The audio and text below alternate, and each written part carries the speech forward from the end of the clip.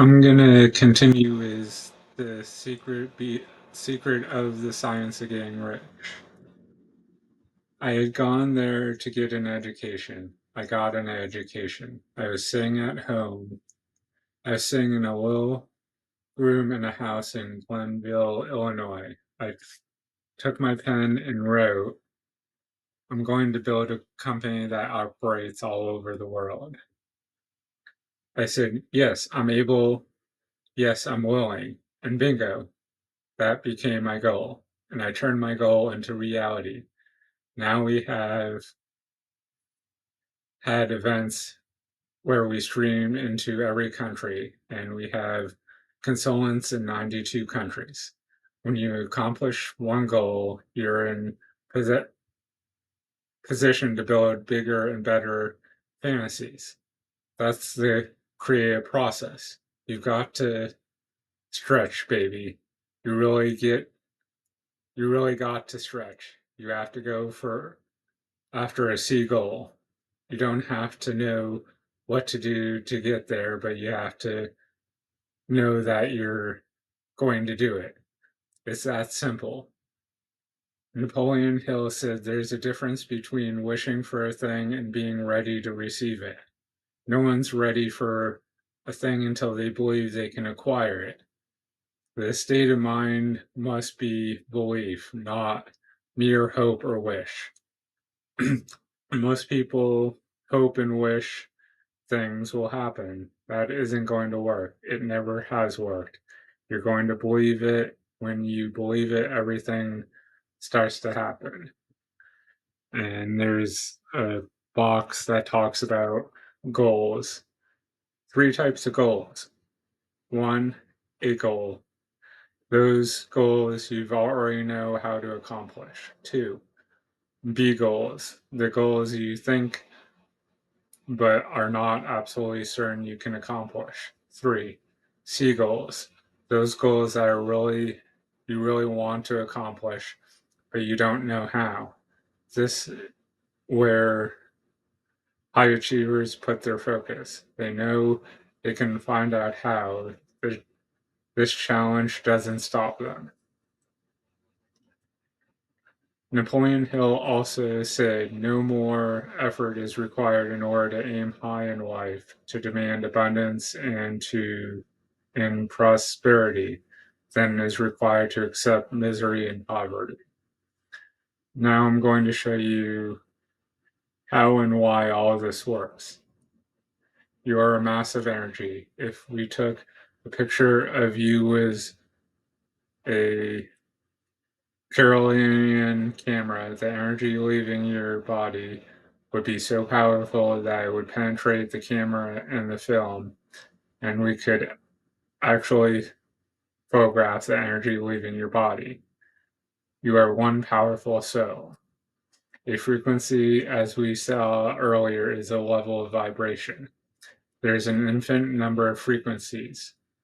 Every one is connected to the one above and the one below. There's no one line of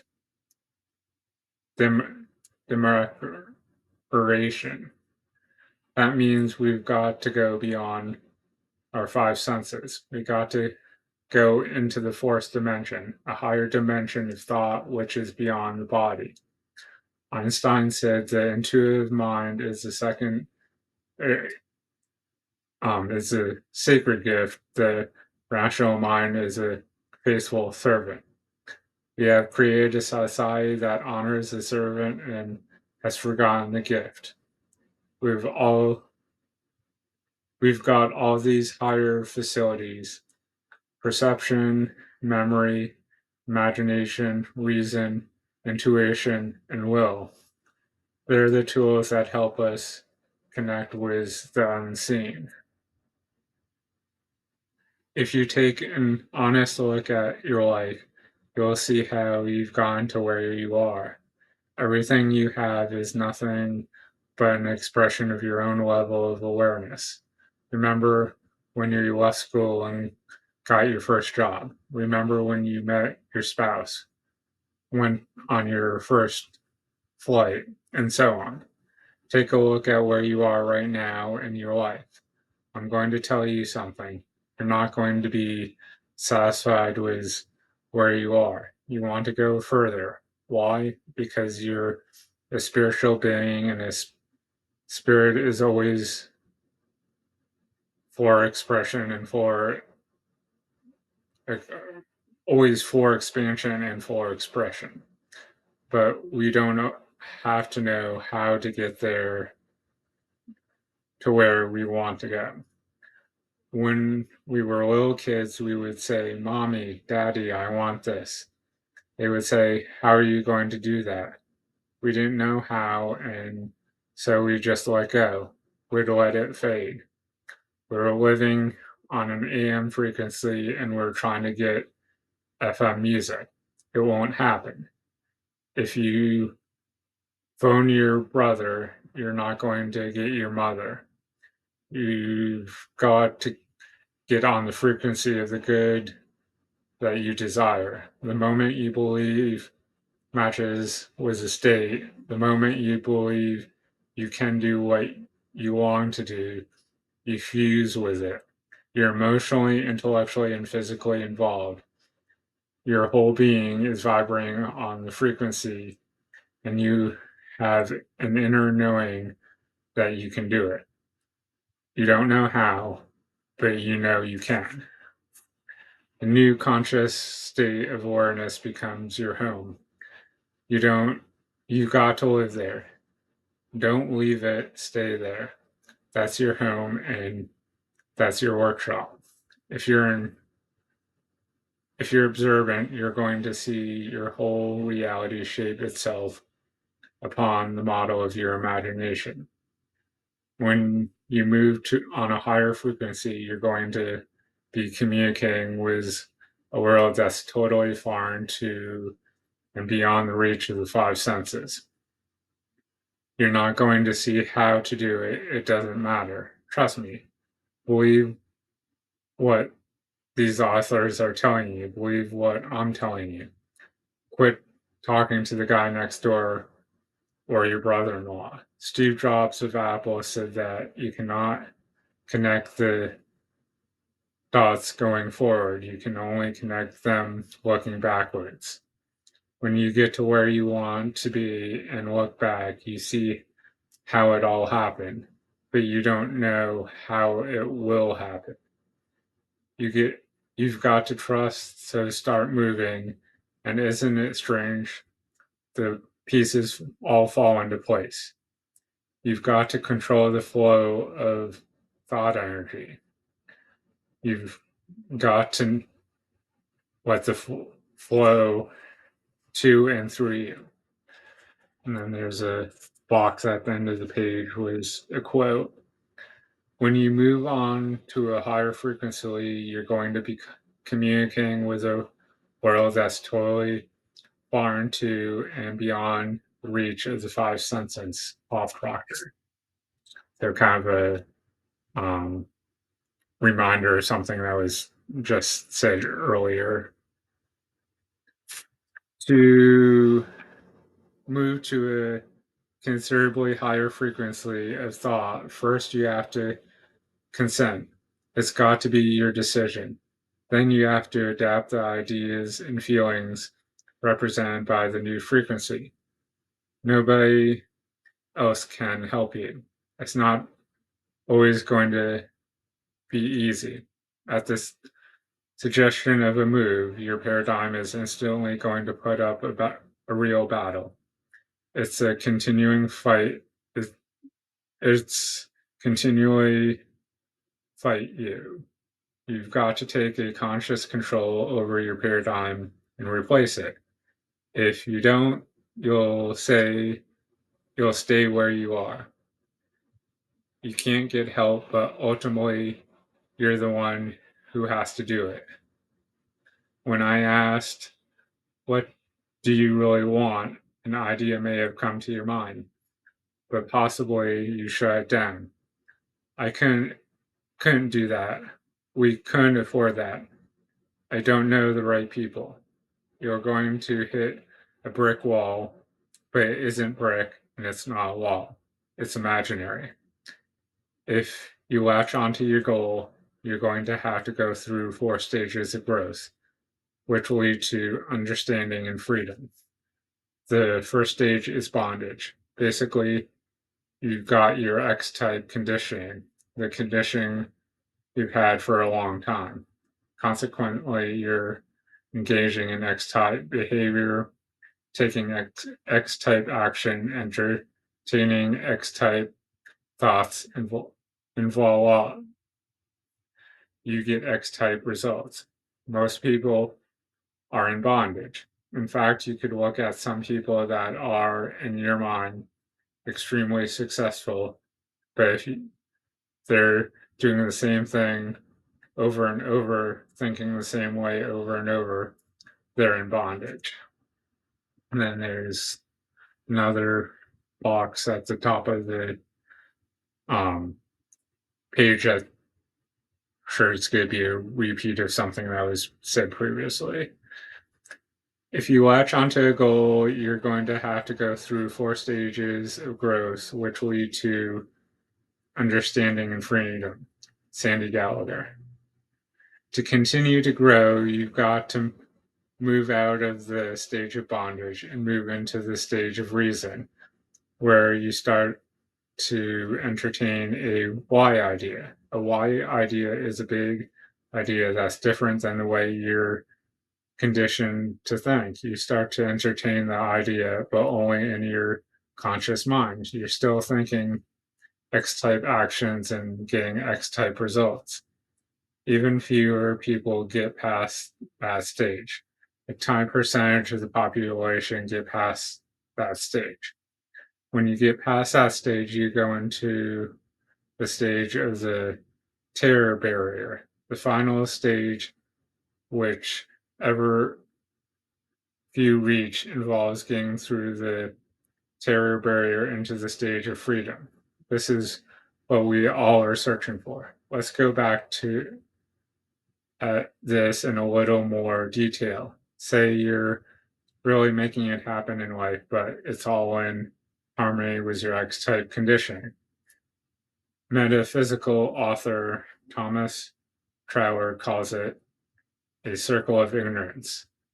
We habitually look at the mechanical side of things by preference to any other. Everything is done mechanically, from the carving on a piece of furniture to the arrangement of the social system. It's the mechanism that must be considered first, and the spirit has to be fed to the mechanical exegesis. We enter into the mechanism of it instead of into the spirit of it, and so limit the spirit and refuse to let it have its own way.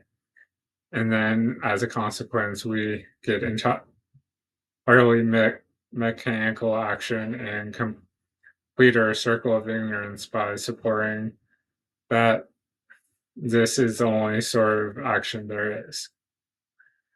Say you're in a stage of bondage and you got X type conditioning in your subconscious mind. That's your paradigm, the emotional part of your personality. In your conscious mind, you're going to only be entering X type ideas. Countless ideas are flowing into your mind, but you filter out all the ones that aren't in harmony with your X type conditioning. You've got to get past this stage and start entertaining new ideas, ideas that your level of awareness haven't opened up to before. To get past this stage and change the results in your life, you say, I'm going to expand my consciousness. And you go on to stage 2, reason. You got a big, beautiful idea that you love. You think about it and start playing around with it in your conscious mind. You start to tap into your intellectual faculties, your imagination. You're thinking, wow, I could do this. At this point, you impress the idea on your subconscious mind, get emotionally involved with it, and see yourself accomplishing it. Then, boom, you hit the terror barrier. Worry, doubt, fear, and anxiety hit you. It's as if your central nervous system is short circuiting, and all you want to do is run back to the comfort zone. Most people get stuck here. If they get this far, they get up to the terror barrier and go flying back to safety. They do this over and over, eventually start thinking, it's not so bad here. Why is this such a scary place to come to? Because the old and new conditioning are like oil and water. They do not mix, creating a chaotic vibration. You might experience a headache or feel nauseous, or you just feel chaos and anxiety. That's natural. That is coming up against the terror barrier. That's the paradigm battling with the dream, and you cannot let the paradigm win. Unfortunately, as people fail to go through the terror barrier and keep getting knocked back to safety, they're kicked down on the ladder of self esteem. But you've got to go to the next stage. As Joseph Campbell put it, the cave you fear banter holds the treasure you seek. And yeah, the another box at the bottom. That's the paradigm battling the dream, and you cannot let the paradigm win. Sandy Gallagher.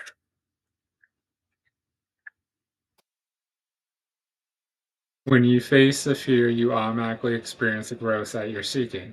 It's, it's the spiritual part of that is seeking that growth. This is something you really want. This is inspiring you. It's your heart's desire. You want to go through to the next stage so that this can be yours. That is freedom. At this point, you impressed your idea on the subconscious mind. You've got to keep impressing it over and over because it's still mixed energy. The old and new paradigms. You keep mixing them until finally you've changed your paradigm. Guess what you have to do at that point? Set bigger and a better goal. But you've tested freedom and you love it because it's the essence of who you are. Spirits want the freedom and expansion. I've already mentioned mental hurry. Hurry is fear and consequently destructive. You may experience it at the terror stage. You're standing still, but you feel as if your legs are running in place and you just want to get out of there. Are you going to go running back or are you going to get through the terror barrier? Jump. You'll develop wings along the way. As you go through the terror barrier, you'll be so proud and grateful that you did. Sometimes you get an email or have a confirmation that confirms you're on your course and it will make you feel so good. If you get communication like this, you might want to print it out, laminate it, and keep it. Now ask yourself, what stage do you really think you're at right now? You may have gone through this process before and had some big changes in your life. Then maybe you quit growing, quit studying, quit working on yourself. What stage are you on right now? That's the only thing that's really important.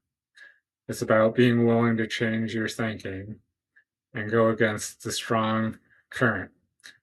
That is key. Just do everything you can every day. You may not see the evidence it's working, but it is working. If you're holding the idea, emotionally involving yourself in it, impressing on your subconscious mind and acting in harmony harmony with it. Do everything you can every day. Be willing to change your thinking and go against the flow. Go through the terror barrier. It doesn't happen by accident, but it's a beautiful thing when you can make it happen. Your spirit wants expansion and for expression. At the end of the chapter, it has box the 4 stages of growth when pushing your goal. Stage 1, bondage. Stage 2, reason. Stage 3, the terror barrier. Stage 4, freedom. So that concludes chapter 9 from The Secret of the Science of Getting Rich, which was entitled Acting in a Certain Way. So we can see that kind of expands on the original text of The Science of Getting Rich by Wallace D. Wattles, because it's talking about um, thinking and acting in a certain way and the law of attraction, which is sometimes hard to contextualize.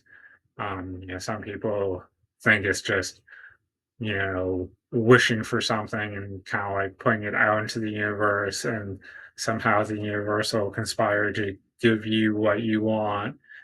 But as um, you know, we've been going through each of the books a little bit, we'll see that there's more to the law of attraction than just telling the universe you want something. There's action to it.